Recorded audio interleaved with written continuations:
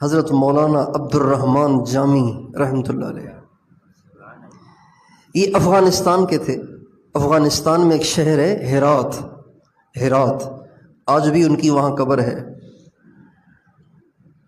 ہرات کے تھے۔ حج کا سفر الگ کیا، حج کے لیے گئے، بیت اللہ بھی گئے، مدینہ بھی گئے۔ ایک سفر صرف افغانستان ہرات سے مدینے کیا جس میں مکے گئے ہی نہیں، صرف یہ دکھانے کے لیے کہ حضور اتنے ملکوں کو طے کرتا ہوا صرف آپ کی وجہ سے آیا ہوں، صرف آپ کی وجہ سے۔ مدینے گئے، مدینے ہی سے واپس، اور کہیں نہیں گئے۔ آپ علیہ السلام کی زیارت ہوئی ایک دفعہ، تو جب صبح ہوئی تو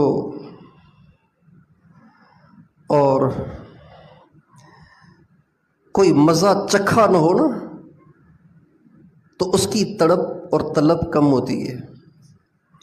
ایک دفعہ چکھ لیا جائے تو پھر اس کی طلب بڑھ جاتی ہے۔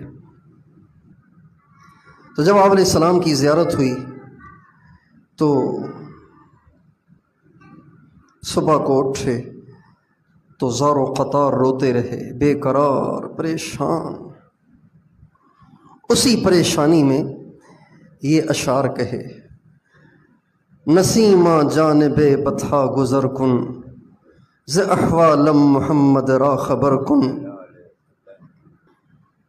ببر این جان مشتاقم دراں جا، نثار روضہ خیر البشر کن، توئی سلطان عالم یا محمد، ضروع لطف سوئے من نظر کن، مشرف گرچہ شد جامیز لطفش، خدایا این کرم بارے دیگر کن۔ اے صبح صبح چلنے والی ٹھنڈی ہوا، تیرا حجاز مقدس کو بھی تو گزر ہوگا نا۔ ٹھنڈی ہوا صبح دنیا میں ہر جگہ چلتی ہے، تو اے صبح صبح چلنے والی ٹھنڈی ہوا، جب تیرا بطحا سے گزر ہو نا تو جامی کے حالات محمد کو ضرور سنانا، بتانا کہ جامی بہت بے قرار ہے، بہت پریشان ہے، عشق سے مرا جا رہا ہے۔ اور اے نسیم، اے ٹھنڈی ہوا، ایسے کر میرے اس جسم کے ٹکڑے ٹکڑے کر کے اس کو اپنے ساتھ جھونکوں میں لے جا، اور جا کے حضور کے روضے کے آس پاس مجھے نچھاور کر دے، اور یہ بھی جا کے کہنا: اے دنیا کے بادشاہ، اے محمد، ایک دفعہ مہربانی کی نظر اس گنہگار جامی کی طرف اور کر لے۔ اگرچہ جامی تیری مہربانی سے مشرف ہو چکا ہے، لیکن اے اللہ یہ مہربانی ایک دفعہ پھر کر دینا۔ کیسے عاشق تھے حضرت شیخ نے فضائل درود شریف میں حضرت مولانا جامی رحمۃ اللہ علیہ کا ایک قصیدہ لکھا ہے، جس کے بارے میں فرماتے ہیں کہ جب یہ قصیدہ انہوں نے لکھا تو انہوں نے یہ طے کیا کہ اس کو میں نے جا کے حضور کے روضے پہ پڑھنا ہے، حضور کو سنانا ہے، حضور کو سنانا ہے۔ چنانچہ یہ قصیدہ لے کر رخت سفر باندھا اور افغانستان سے افغانستان سے ایران، ایران سے عراق سے شام سے حجاز مقدس، اور اس کے بعد بھی سینکڑوں کلومیٹر آگے مدینہ اور مکہ معظمہ پہنچے تو مکے کے امیر کو آپ علیہ السلام کی زیارت ہوئی اور فرمایا: اس شکل کا ایک شخص ہے اس کو تلاش کرو. لوگ تھوڑے ہوتے تھے. اس شکل کا ایک شخص ہے، اس کو تلاش کرو، اس کو مدینے نہ آنے دو.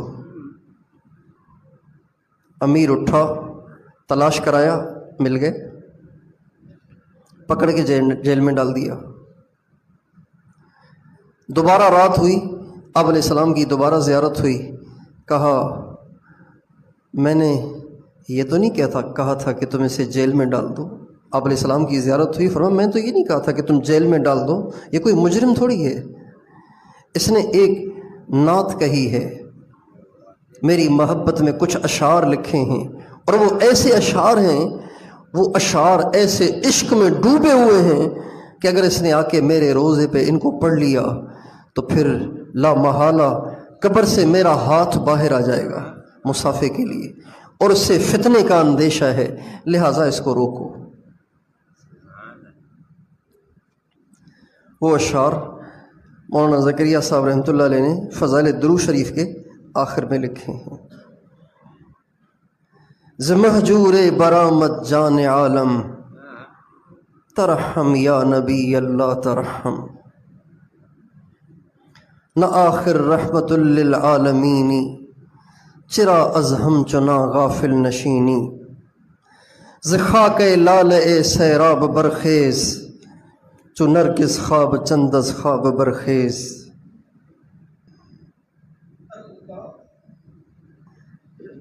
اے اللہ کے نبی، کائنات عالم کا ذرہ ذرہ آپ کی جدائی میں جاں بلب ہے، دم توڑ رہا ہے.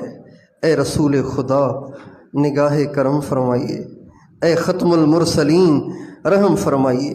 آپ یقیناً رحمت للعالمین ہیں. ہم حرمہ نصیبوں اور ناکامان قسمت سے آپ کیسے تغافل فرما سکتے ہیں؟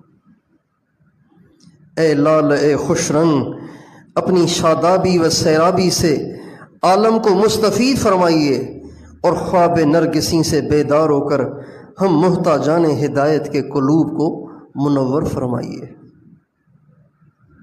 اپنے سر مبارک کو یمنی چادروں کے کفن سے باہر نکالیے، کیونکہ آپ کا روح انور صبح زندگانی ہے. اگر آپ نے اپنے یمن کی جن چادروں میں آپ کو کفن دیا گیا ہے، اگر آپ نے اپنا چہرے انور چند سیکنڈوں کے لیے ہی باہر نکال لیا نا، تو دنیا میں صبح آ جائے گی اور رات کی سیاہی دور ہو جائے گی. ہماری غمناک رات کو دن بنا دیجئے. اپنے جمال جہاں آرا سے ہمارے دن کو فیروز مندی اور کامیابی عطا کر دیجئے. جس میں اطہر پر حسب عادت عنبر بیز لباس آراستہ فرمائیے، اور سفید کافوری امامہ زیب سر فرمائیے. حضرت جامی آپ علیہ السلام سے التجا کر رہے ہیں، یا رسول اللہ ایک دفعہ آپ جیسے ہوا کرتے تھے، ایک دفعہ پھر سے سج کے ہمیں دکھائیے نا. وہی کپڑے، وہی امامہ سر پہ سجا کے تھوڑی دیر کے لیے باہر تشریف لے آئیے. اپنی عنبر بار اور مشکیں زلفوں کو سر مبارک سے لٹکا دیجئے، تاکہ ان کا سایہ آپ کے باک برکت قدموں میں پڑے.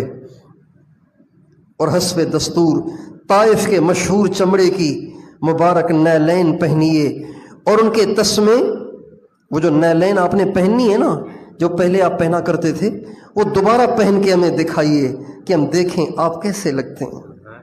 لیکن پہلے تو آپ طائف کے چمڑے کی پٹیاں بناتے تھے نا، طائف کے چمڑے کی پٹیوں کے تسمے اپنے نالین کو لگاتے تھے.